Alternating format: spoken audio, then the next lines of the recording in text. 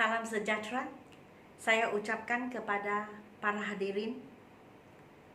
Nama saya ialah Dr. Lee dan saya berasal dari Pulau Pinang, Bukit Mertajam, Pulau Pinang. Dan sekarang saya tinggal di Kluang, Johor. Saya ada berita yang baik sebab buku saya sudah siap dicetak. Dan inilah halaman pertama buku saya.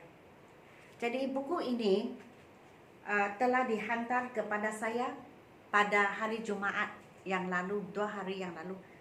Hari ini hari Ahad. Jadi jam 10 malam baru sampai.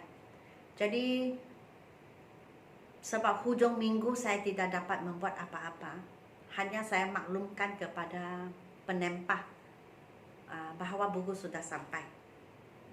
Dan hari Isnin saya akan ke pusat Korea untuk timbang buku dan ketahui hantarannya berapa, dan lepas itu hantar buku. Sebab itu kita masih ada sedikit masa untuk membuat latihan-latihan untuk memanaskan badan sehingga buku selamat sampai di kepada subscriber atau viewer atau kawan-kawan mereka, saudara mara mereka.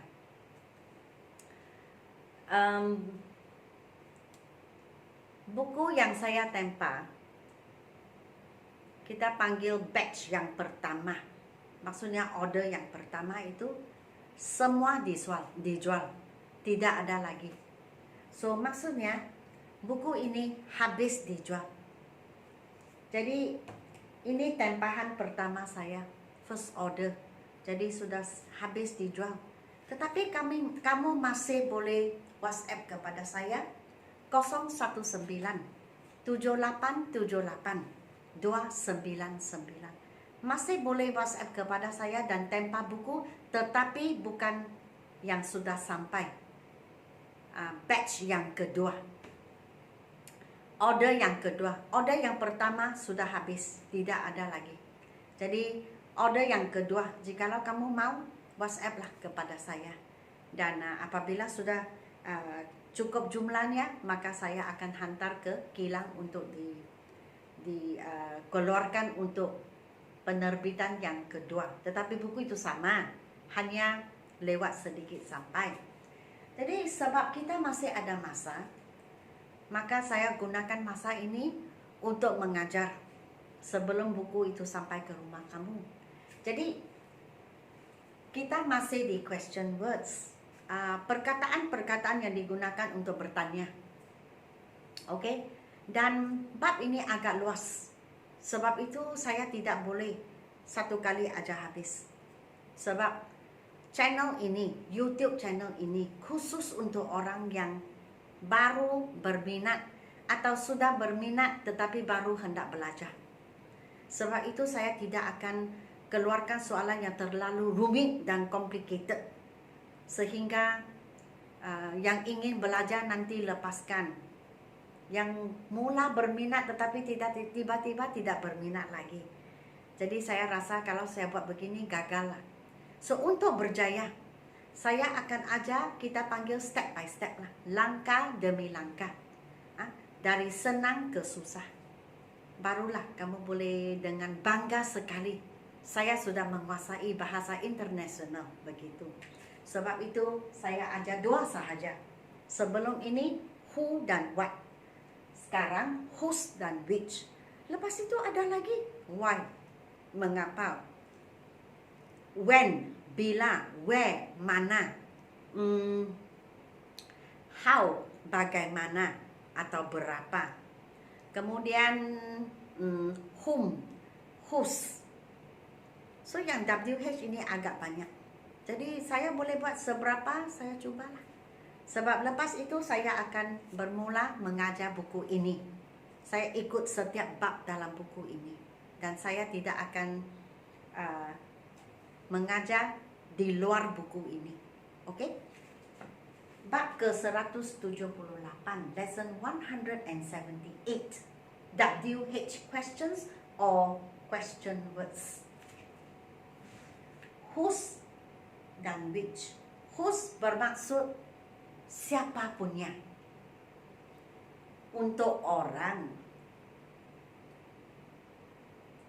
Which untuk orang, tempat, benda, dan binatang. Maksudnya untuk semua. Sebab which maksudnya yang mana satu. Kita khusus ingin tahu yang mana satu. Sebab itu kita gunakan which. Oke?